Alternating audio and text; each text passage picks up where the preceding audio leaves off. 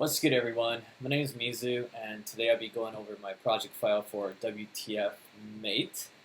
It's a trap hybrid track, and the project file is available for download for free, so check it out in the description below.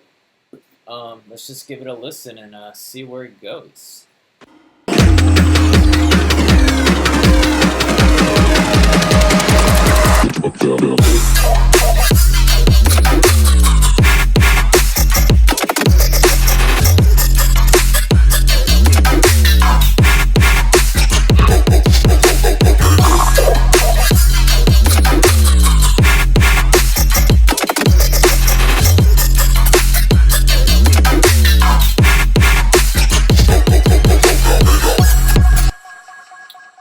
Alright, cool. So let's get started. Alright, so one of the most interesting things about this track is that it's actually mostly made out of samples. The whole drop is percussion sample based, and what I did was I took a bunch of loops and I stretched them out, I transposed them, and I gave them different characteristics, so it's not like, I just slapped a loop on top of it and called it a day. So the original sound sounded like this. It's a loop from Splice.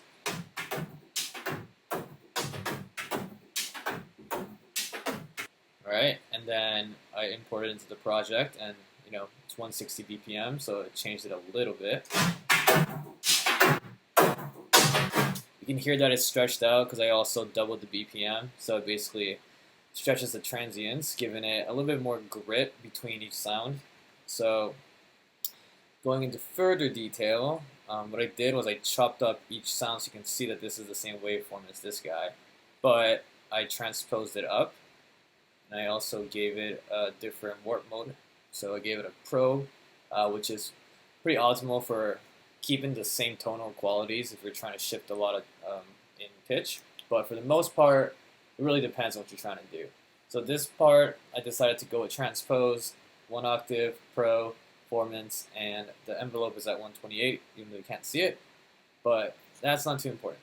So from the original sound, which is this,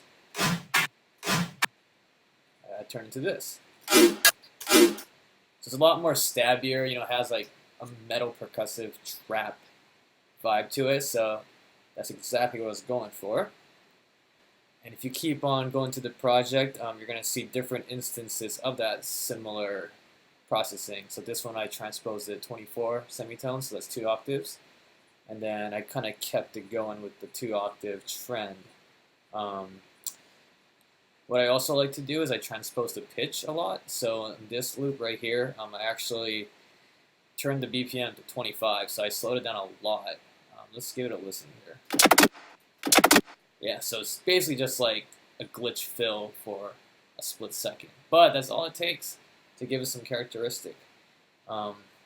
This sound over here, it's another layer of random sounds that I pulled from Splice. Let's give it a little listen.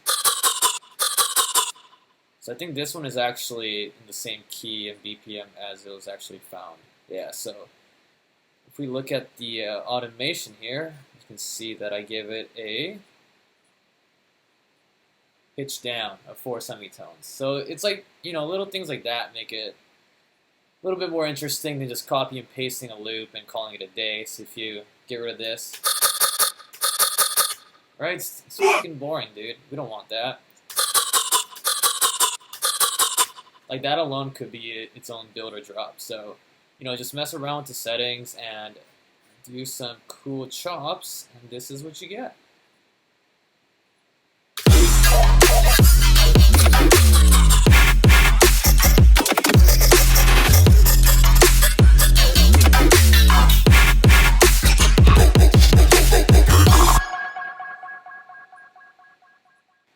In terms of processing on the group, I give a glue compression typically for sounds that have different characteristics like this song. It helps you to kind of bring the levels together so you don't have something spiking at a different volume, because that way your mix sounds cleaner when it all comes together. So some gentle compression on the group is always pretty recommended. If you can see right here, if I get out of the camera mode, you can see that it's hitting less than 5 dB, maybe even like 2 dB right here.